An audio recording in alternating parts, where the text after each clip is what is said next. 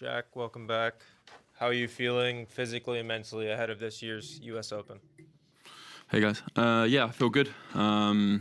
Physically, obviously, had a bit of time off with an injury in my arm, but I've been training a lot the last month or so. Physically, really pushing myself hard, and that makes me feel mentally really good about myself. And I'm just really excited to be back here at the US Open and back competing. Doing what I like doing best. Go here first.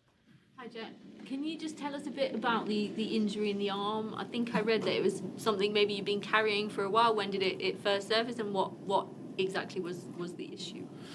Yeah, I mean, it was something I was playing through for a while. I'd first started feeling it probably towards the middle of the clay season.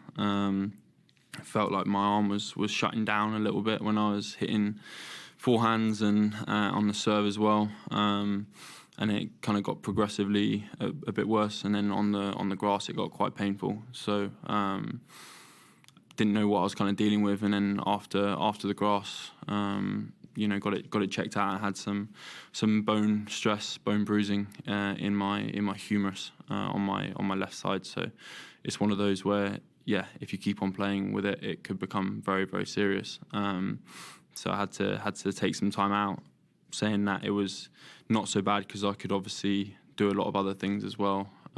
Physically, it wasn't like I had to stop completely. So yeah, tough injury to have, but definitely one where had to look after it. Would you say you're having to play through it still? I know you haven't played singles matches, but do you feel like you're having to make any allowances for it in the way you're hitting the ball now? It's an injury which takes time to heal. A bone can heal, but it might be giving me some discomfort, that's for sure.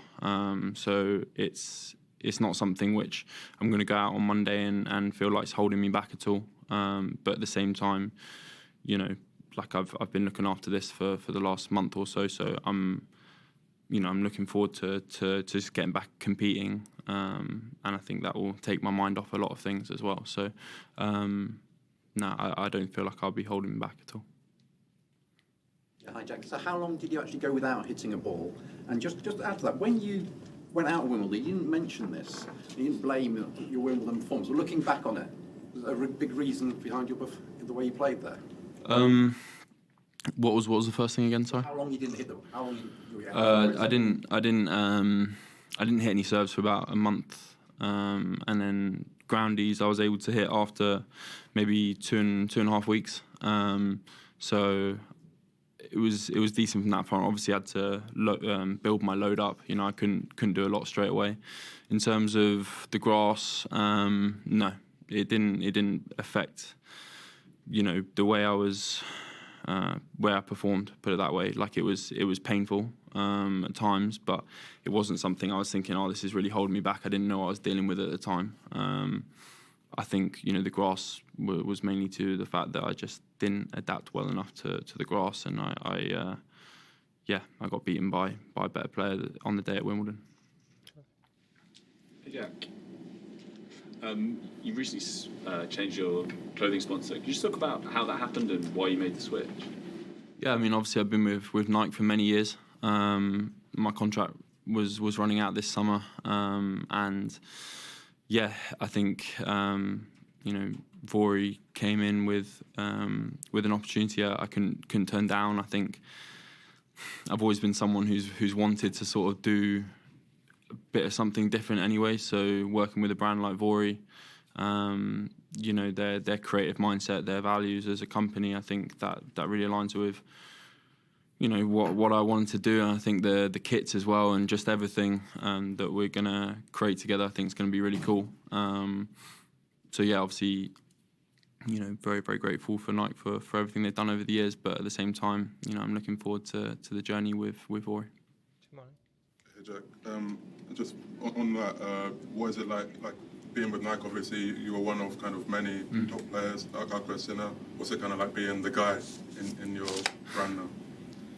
Yeah, it's really cool. I mean, obviously, very privileged to be wearing the clothes. You know, I'm one of, I obviously got gear on and a couple of other players, but to feel like I'm not sort of playing someone with the same kit, you know, is a bit of a different feeling sometimes. And you know, I'm still a bit blown away with the fact that they want me as kind of the face of their, you know, I'm not someone who's always like I belong in that position. Like, I'm not, you know, I'm very, very sort of blown away and grateful for the fact that they want me as a kind of like the face of the brand at the moment. So it's an amazing feeling, and to be honest, everyone at Bory, you know, all the people, amazing. So looking forward to that.